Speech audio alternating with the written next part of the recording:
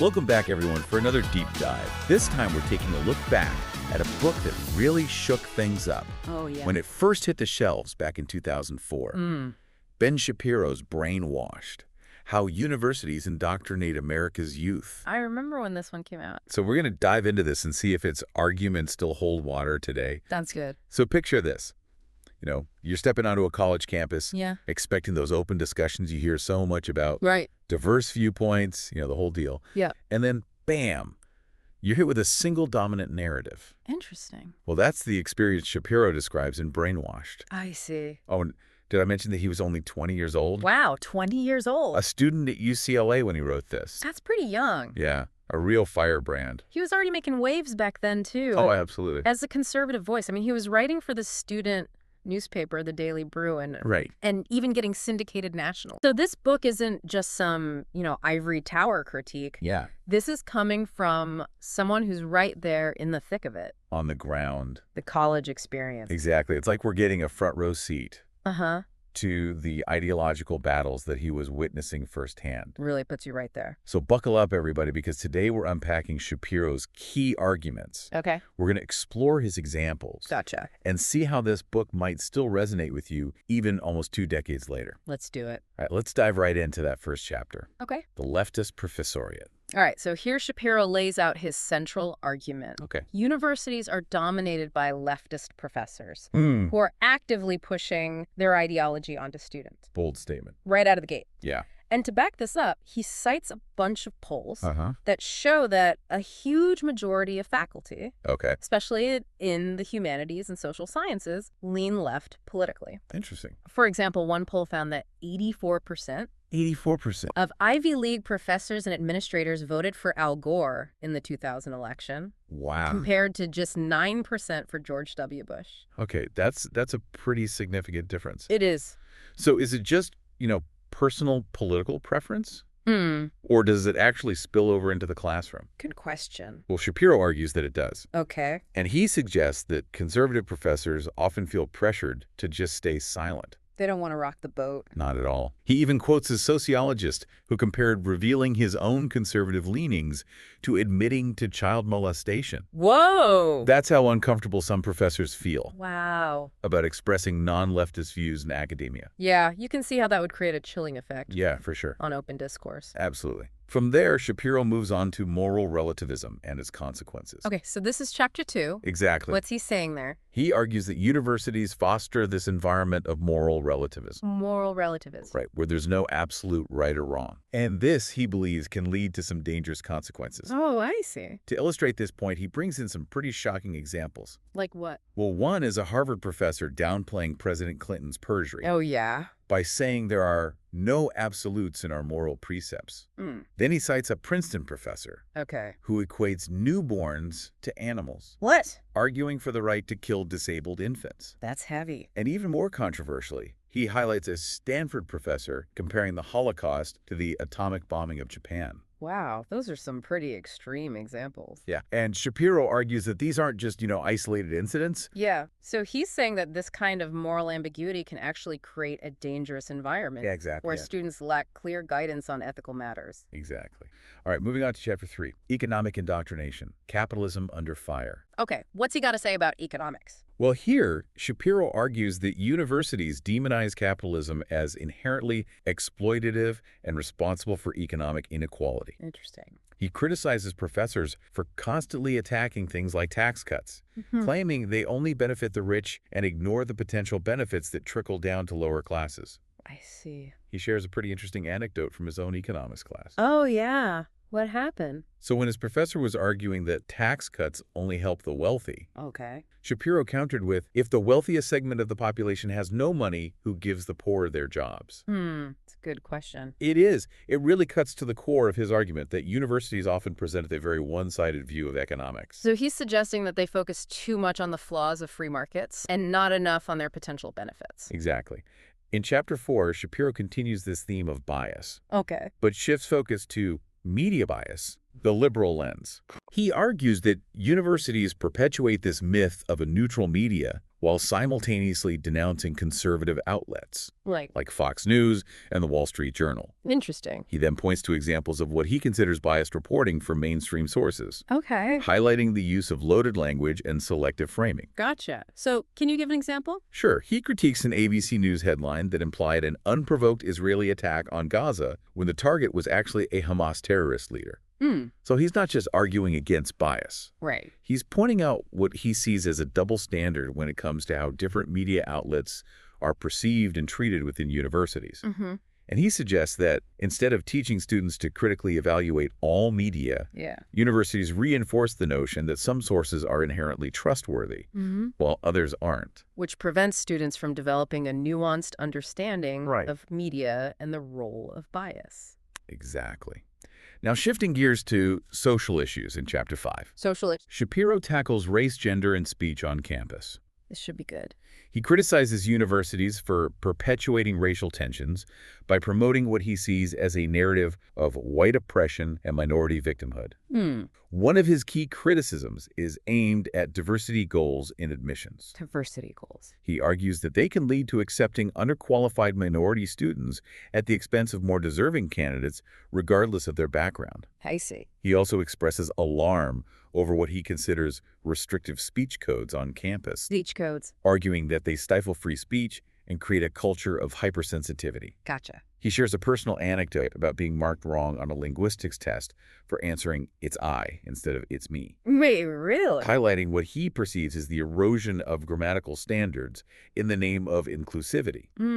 So it sounds like he's suggesting that Yeah. universities might actually be sacrificing academic rigor and open discourse. That's a good point. It's a pretty bold claim. He seems to be implying that these well-intentioned efforts to promote diversity and inclusion might actually be backfiring and creating the opposite effect. Interesting. So he sees all these issues as interconnected Yes. and part of a larger trend Right. where universities, instead of fostering open debate and intellectual curiosity, create an environment where certain viewpoints are silenced and certain groups are automatically assigned victim status. Exactly. Now, in Chapter 6, The Religion of Peace and the Demonization of Christianity, Ooh, that's a loaded title. Shapiro wades into some controversial territory. I bet. What's he getting at here? Yeah, what's he saying? Well, he criticizes what he sees as the favorable portrayal of Islam as a religion of peace, Okay. while traditional Judeo-Christian values are often depicted as intolerant and outdated.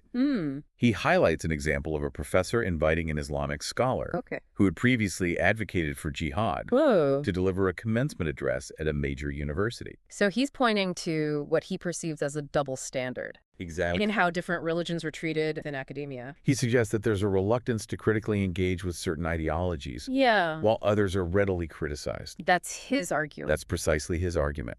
He believes that this reflects a broader trend in academia, Okay. where Western civilization and its values are demonized, while other cultures are romanticized or given a free pass. Interesting. In Chapter 7, Shapiro shifts focus to anti-Semitism on campus, Anti-Semitism. arguing that it's rampant and manifests in the demonization of Israel and the silencing of pro-Israel voices. Okay. He gives examples of professors comparing Israel to apartheid South Africa and justifying Palestinian terrorism as a response to Israeli oppression. He also shares a personal story about being censored by the Daily Broen for attempting to expose what he considers extremist views of the Muslim Student Association. So he's arguing that universities, under the guise of promoting tolerance and diversity, have become hostile environments for Jewish students and anyone who expresses support for Israel. That's a pretty serious charge. It is. He's suggesting that the very institutions tasked with promoting open dialogue are, in his view, failing to protect certain groups and perspectives. I see. Now let's delve into Chapter 8, where Shapiro raises concerns about the pervasiveness of sexually explicit content in university courses. Sexually explicit content. This chapter title, Sexually Explicit Curriculum and Promotion of Promiscuity, is sure to spark some strong reactions. I can imagine. He cites examples of courses featuring pornography guest lectures from porn stars and professors encouraging casual sex. Whoa. He even describes a professor who, when confronted about walking arm in arm with a male friend, deliberately kissed the friend on the lips in front of the class, eliciting laughter and applause from students. Oh, my. So what's his main takeaway from these examples? Yeah, what's he getting at? Shapiro argues that this behavior goes beyond academic necessity and contributes to a culture of promiscuity on campus. I see. He's concerned that universities, instead of promoting healthy sexual attitudes and behaviors, are normalizing potentially harmful and exploitative behaviors regarding sexuality. Gotcha. In Chapter 9, Shapiro turns his attention to environmental issues. Okay, environmental issues. In this chapter, environmental extremism, elevating nature above humanity. Okay. He accuses professors of embracing radical environmentalism, prioritizing the needs of nature over those of humanity. Interesting. He criticizes their opposition to things like drilling in ANWR. ANWR. That stands for the Arctic National Wildlife Refuge. Okay. It's a vast and ecologically sensitive area in Alaska. Gotcha. He also criticizes their demonization of genetically modified foods, or GMOs. GMOs. He tells a story about being chastised by a professor for creating a poster advocating for drilling in ANWR. So he's highlighting what he perceives as intolerance towards dissenting viewpoints on environmental issues. Right. He argues that universities have become echo chambers for environmental extremism, leading to policies that harm economic growth and human progress. I see. It's another example of his broader argument that universities often shut down debate on complex issues. Interesting. And in Chapter 10, Shapiro circles back to the media. The media again. But this time focusing specifically on the college media. Okay. He criticizes student newspapers for reflecting and amplifying the leftist bias present on campus. Gotcha.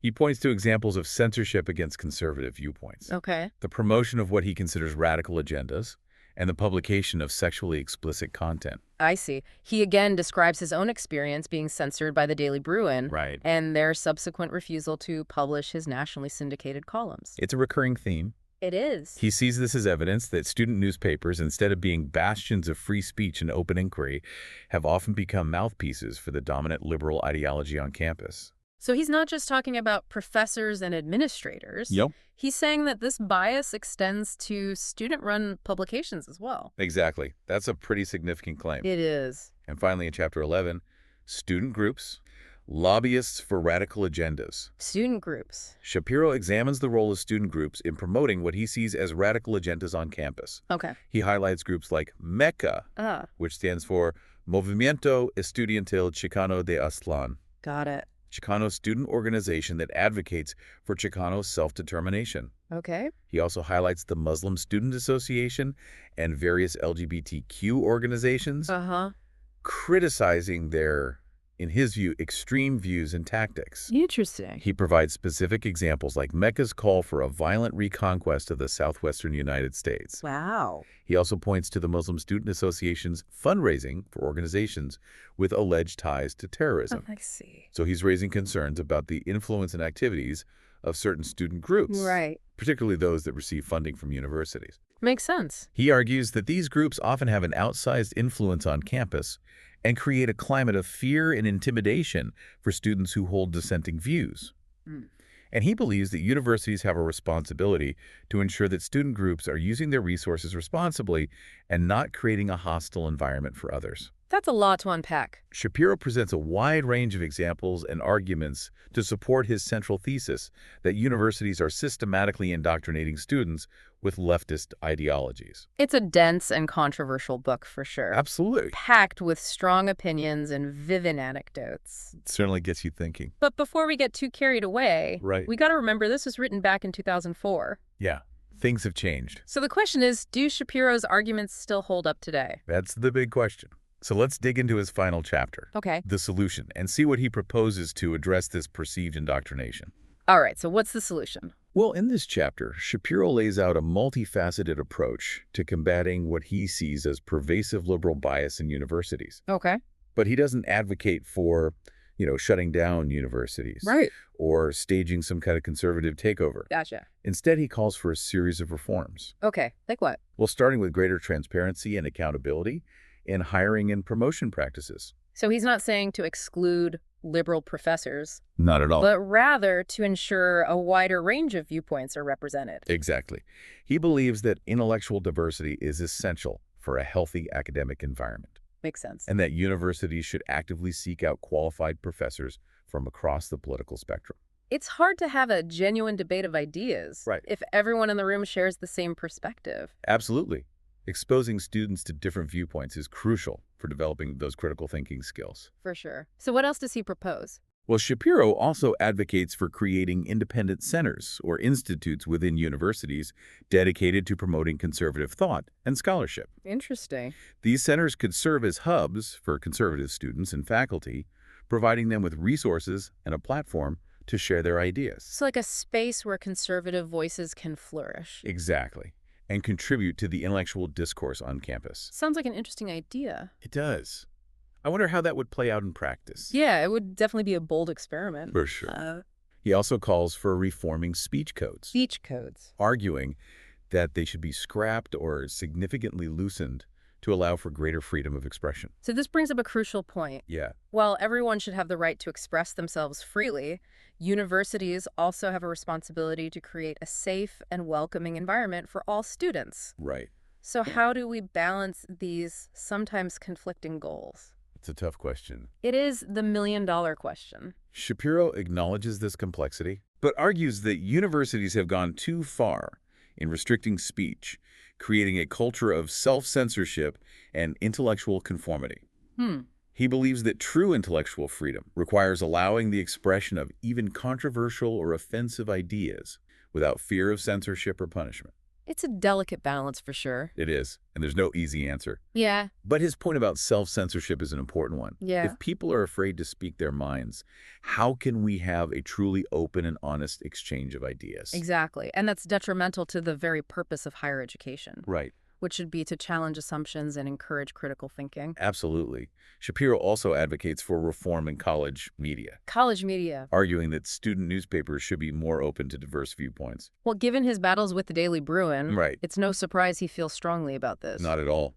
He believes that student newspapers, instead of being platforms for free speech and inquiry, have often become mouthpieces for the dominant liberal ideology on campus. So he's saying that this bias isn't limited to professors and administrators. Uh-huh. It extends to student-run publications as well. Exactly.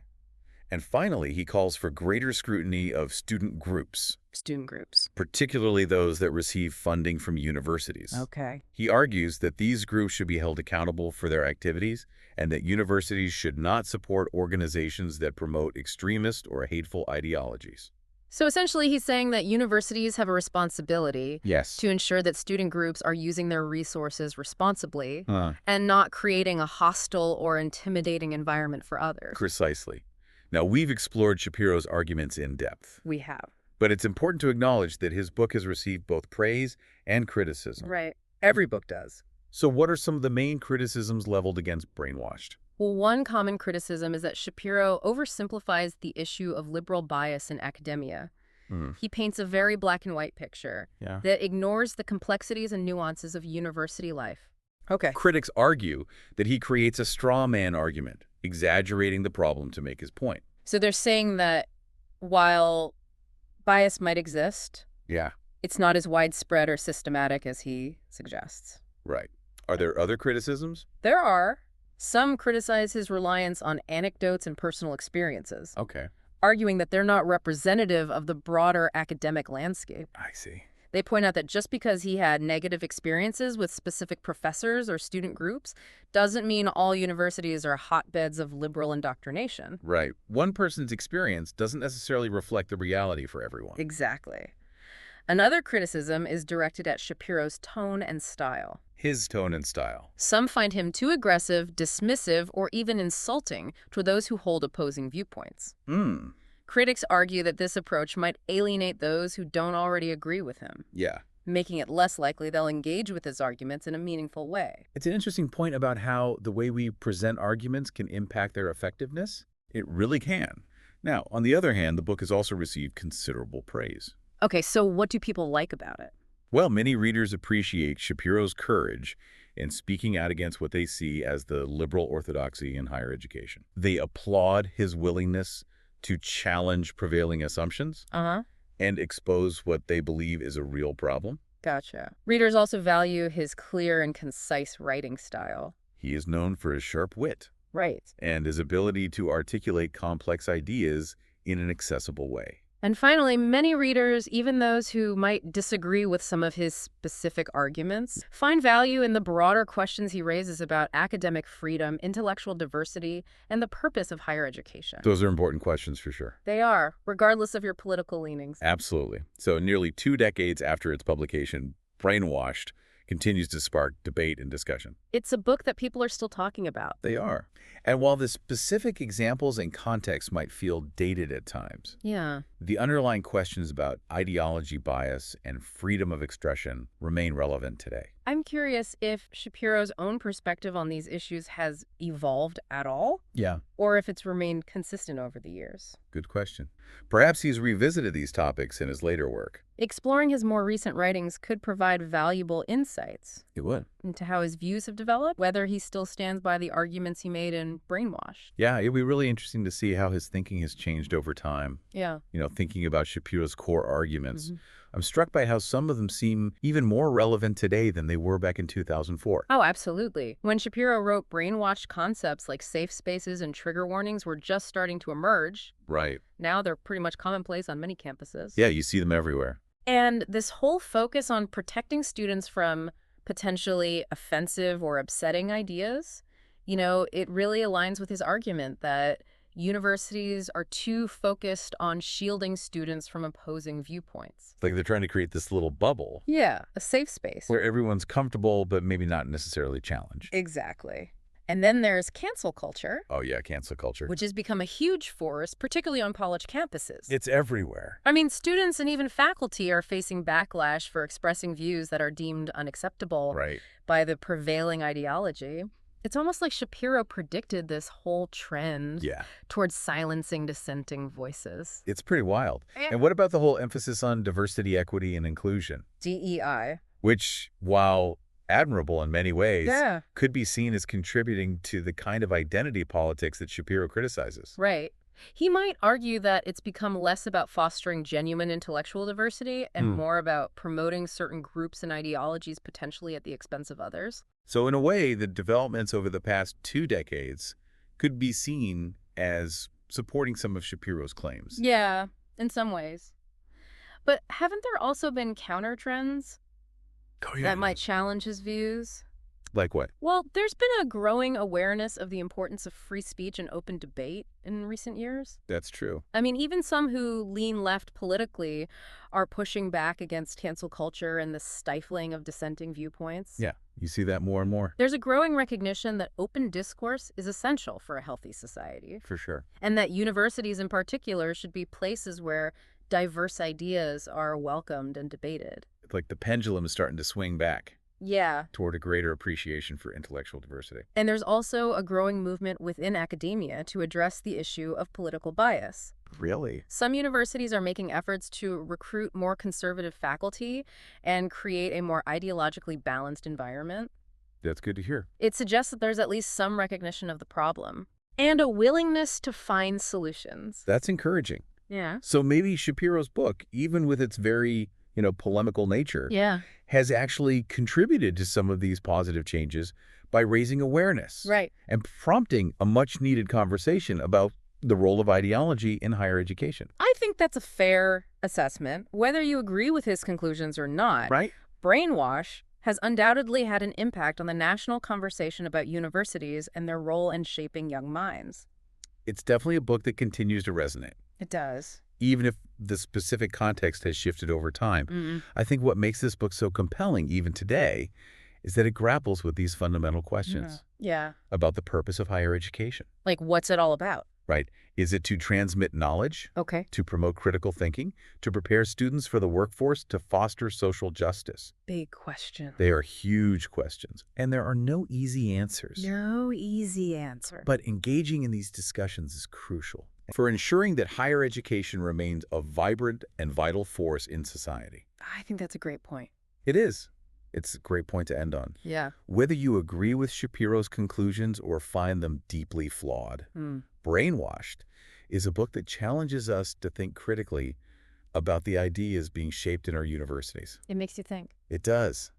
And to engage in thoughtful discussions about the kind of society we want to create. Well said. So if you're intrigued by what you've heard today, we encourage you to check out Brainwashed, Read it for yourself. and form your own conclusions.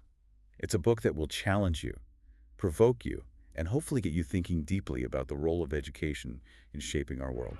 I think it will. Thanks for joining us for another deep dive. It's been a pleasure.